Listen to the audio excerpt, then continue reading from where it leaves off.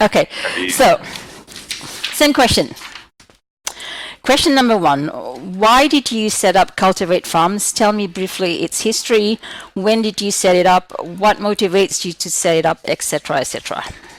So I think officially we started in 2016, and it was a big backstory, but the idea, I guess, was born when I caught up with my mate Tim Hicks, who's the co-founder of Cultivate Farms and the idea generator, and we were out shopping for suits with his little brothers for his little brother's wedding, and we were mucking around, and he was just said, "Look, Sam, all I want to do is be a farmer, but I don't have $5 million. Imagine if there was a business that bought farms for young people." And having grown up on a farm myself and not being gifted the farm from my parents, I said, "Yeah, where is that business?" And I've never heard of something like that, and so we decided to explore it, and eventually it turned into a business concept that we've been kicking around for the last 4 or so years. So who are the new or wannabe farmers? Tell me briefly their background, where are they from, age group, etc. They're all over Australia. We have a map on our cultivatefarms.com website, and you can see where they're all from, but I think it's geographically universal, I think worldwide, that people want to own their farms, and that's either the business or the land or both, or have certainty of tenure at the very least. And we're finding that desire has not waned throughout human history, and it's just as strong as it is today for people to own a farm. So they're just people with a dream to grow food, and they want to have a bit of self-determination in it, and that's why they've been attracted to what we're doing. We're saying you can own a farm. It's pretty hard work, but there are some ways to get there by without having to have the money in the first place. It's about being matched with retiring farmers or investors to co-own together and earn your way in over time. And can you briefly sum up their motivation for wanting to become farmers? I don't know what it is. There's something about this desire to grow food. These people are out working as farm managers or leasing land, and maybe got a job elsewhere to keep it going, but it's just this insatiable desire to grow food. I was with a friend the other day who's a farmer, and she just says, I love growing food. I just love it.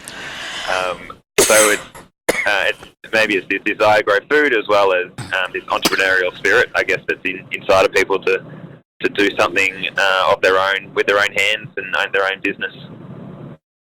And what digital platforms have you set up for Cultivate Farms? I know that you have a website and Facebook and Instagrams. Do you have any other platforms, and why those platforms? We are on any platform we can think of. We want to make it as easy as possible for people to find out about us, and we're not here to tell them what platform they should be using to find out information. We just try and put it on there. So we've got podcasts, YouTube, Twitter, and Facebook, as you said, Instagram,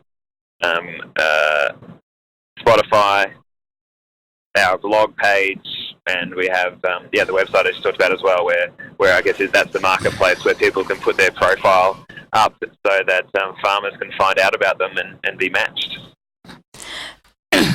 I know that you also do a lot of work offline, such as workshops, forums. And in your opinion, what works best online and what works better offline? And can you elaborate on the differences between the two, online and offline approach? I think offline, in like one-on-one interactions, is absolutely the ultimate.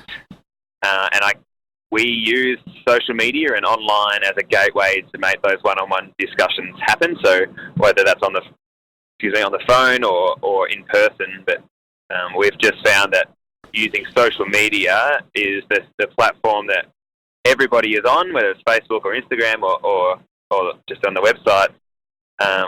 That's where people are at, and we use that for them to find out about us, to inquire, to talk about us, and then to finally reach out and have a discussion around sharing ownership.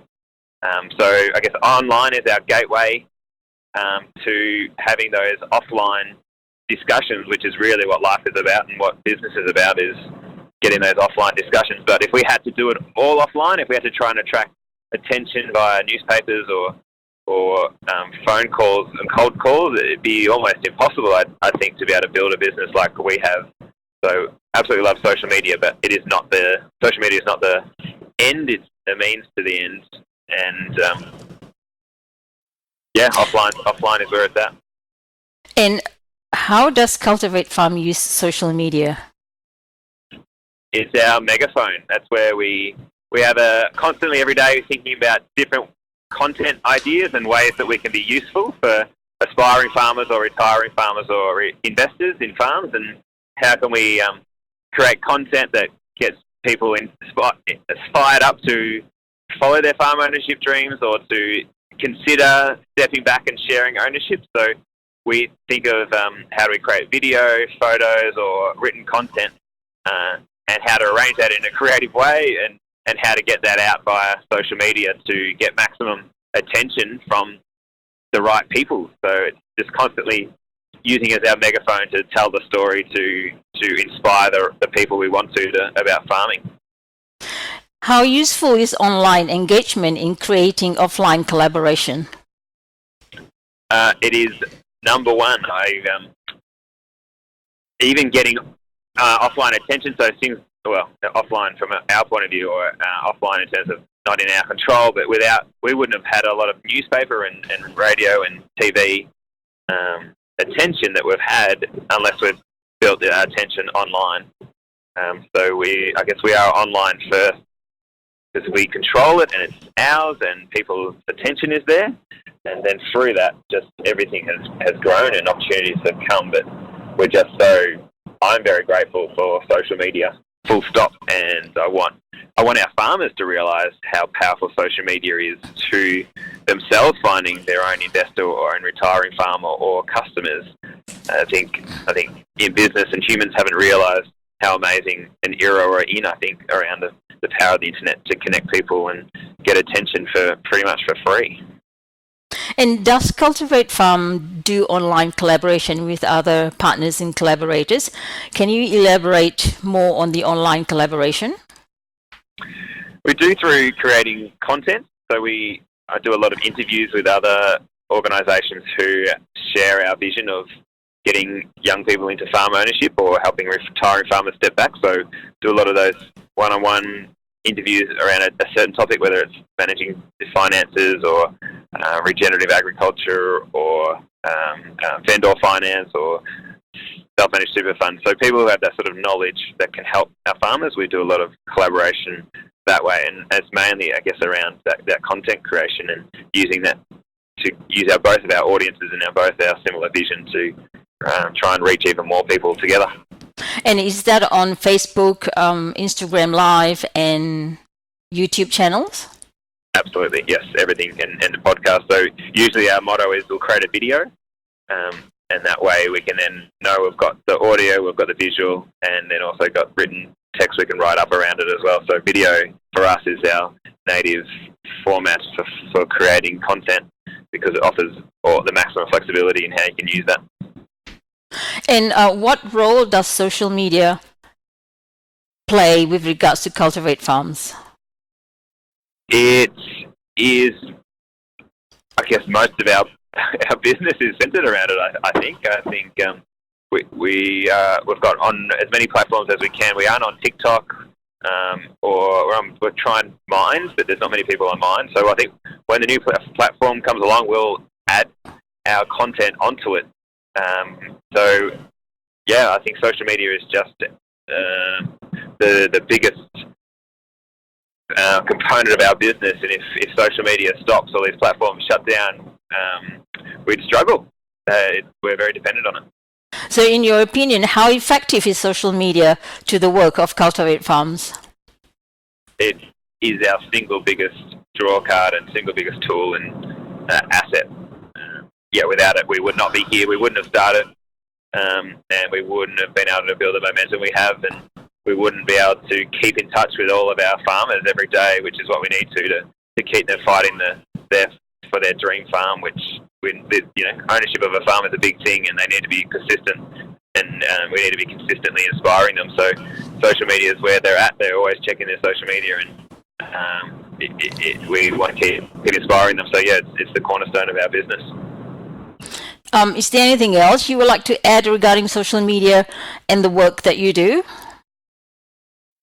We have tried to keep inspiring our farmers that they should be understanding the value of social media. So an aspiring farmer should be documenting their journey of owning a farm and use that to create an audience and use that to then hopefully speed up the process of them finding someone to co-own a farm with. And we just found it tricky and people aren't really grasping it. But I think in 10 years' time, every farmer is going to have their own documenting journey of them talking about wanting to own a farm to get attention. So I think right now it's like a gold rush for attention, and farmers don't realise it. And I think the same thing for retiring farmers, that they should be using social media to talk about their farm, to try and attract the very best farmer onto their farm if they want to share ownership and use it to build that attention. I just think farmers and people have just not really grasped how powerful this tool is to open doors. And it doesn't happen overnight, and it requires persistence, but it is an amazing tool compared to anything else in human history.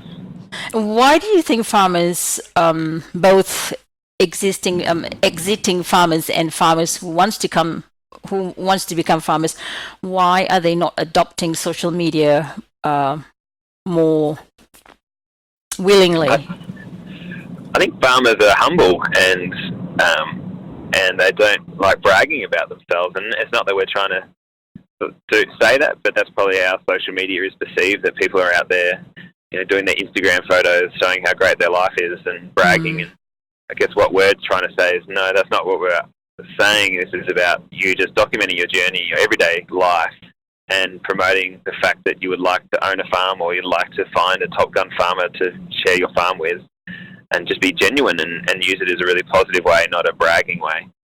So I think farmers they're just cautious of that of that hype, and they're lovers of truth and the salt of the earth, and anything that doesn't smell or look like that, they're wary of, which is appropriate. And I think there's lots of people who don't use social media appropriately, but we're big advocates of documenting your journey, just sharing who you are, and using that to find like-minded people. Cool. Thanks for your attention. We know there are thousands of other things you could be doing or other podcasts you could be listening to, but you've chosen to listen to us. We appreciate your time so much. Please reach out as we're happy to work through your farm ownership pathway with you. Let's get you farming.